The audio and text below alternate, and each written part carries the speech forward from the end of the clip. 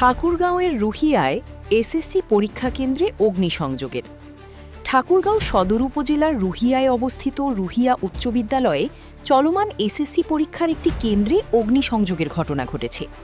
শুক্রবার ১ মে সকাল আনুমানিক ৭:৩০টার দিকে বিদ্যালয়ের সিঁড়ির নিচে থাকা স্টোর রুমে এ আগুন লাগে। প্রত্যক্ষদর্শীরা জানান, সকালে বিদ্যালয় প্রাঙ্গণ থেকে ধোঁয়ার কুণ্ডলী উঠতে দেখে কয়েকজন শিক্ষার্থী বিষয়টি বিদ্যালয়ের সহকারী প্রধান শিক্ষক জিতেন্দ্রনাথ গোস্বামীকে অবহিত করেন।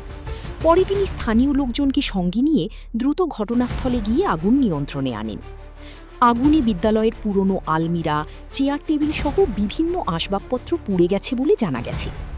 প্রাথমিকভাবে আগুনের কারণ বৈদ্যুতিক শর্ট সার্কিট বলে ধারণা করা হলেও স্থানীয় এক ইলেকট্রিশিয়ান এই ধারণা নাকচ করে দেন। তার মতে, এটি শর্ট সার্কিটের আগুন হলে পুরো ভবনে আগুন ছড়িয়ে পড়ার সম্ভাবনা ছিল। এই বিষয়ে বিদ্যালয়ের প্রধান শিক্ষক সাংবাদিকদের জানান, দুর্বৃত্তরা সম্ভবত বারান্দা দিয়ে প্রবেশ করে স্টোর রুমে আগুন লাগিয়েছে। তবে এখনও পর্যন্ত ক্ষয়ক্ষতির সঠিক পরিমাণ নির্ধারণ করা যায়নি। ঘটনাটি ঘিরে এলাকায় চাঞ্চল্যের সৃষ্টি হয়েছে। এই বিষয়ে তদন্ত সাপেক্ষে প্রয়োজনীয় ব্যবস্থা নেওয়া হবে বলে সংশ্লিষ্ট সূত্র জানিয়েছে।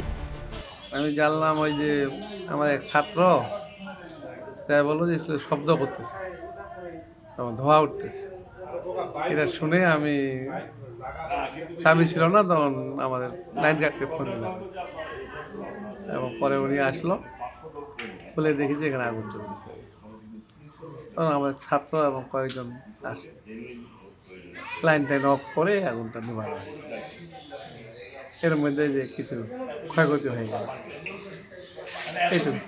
আমি আসার আধা ঘন্টা হলো। আমি আসে দেখছি বিদ্যুতের লাইনের কোনো সমস্যা নেই, এটা বাইরে থেকে কেউ আগুন দিচ্ছে।